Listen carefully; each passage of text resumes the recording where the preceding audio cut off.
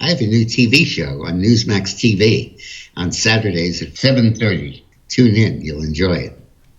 In last week's history video, I kind of let you hanging. We talked about how Jefferson was elected president, and I let you go at Election Day, at which point Jefferson had defeated Adams in the Electoral College and in the popular vote.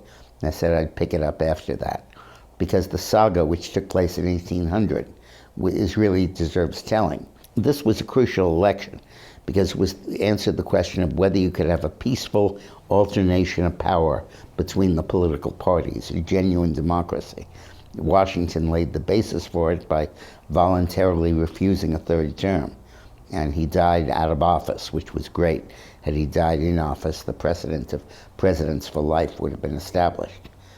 And after Jefferson defeated Adams, everybody assumed he would be sworn in.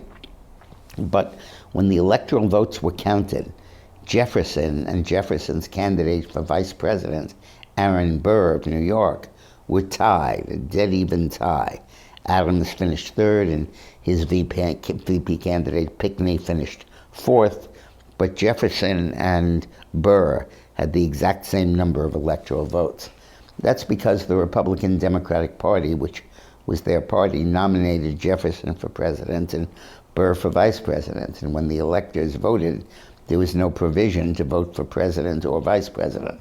They just voted for two names, and they all voted the ticket. And Burr refused to recognize it. He said that there's no reason why he should step aside for Thomas Jefferson when he got as many votes as Jefferson did. And people said, obviously, they planned on you to be vice president. And he said, baloney, I'm not stepping aside. And Burr was a horrible opportunist. And the Federalists, who controlled a lot of the Congress that had to make the decision, were delighted, and they all voted for Burr, anything to jam up the process and make the Republicans look bad. In the first vote, the way the process resolves is the House of Representatives chooses the president, and each state got one vote regardless of its size. And the first ballot showed 8 for Jefferson, 5 for Burr, and then others were wasted. And nobody got the 17 votes that they needed to be elected president. And that was the 9 votes they needed to be elected president. Jefferson was one short. And they had 36 other ballots over 2 days. The same result, Jefferson 8, Burr 5. And the question was, how would they resolve this? Well, Alexander Hamilton, who was really the head of the Federalist Party, even though he wasn't a candidate, weighed in and said, vote for Jefferson, because while I disagree with him and I really hate the guy, and I'm against almost everything he stands for, he's at least honest, and Burr is not. And we do not dare trust Burr with being president. That was the beginning of the atrophy in their relationship that led to the duel where Burr killed Hamilton 3 or 4 years later. When he made that statement, there was still 8-5. 2 states switched, but others switched the other way.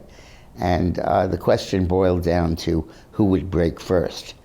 And the congressman from Delaware, a guy named Bayard, B-A-Y-A-R-D, was the only congressman from Delaware. It was too small to have more than one.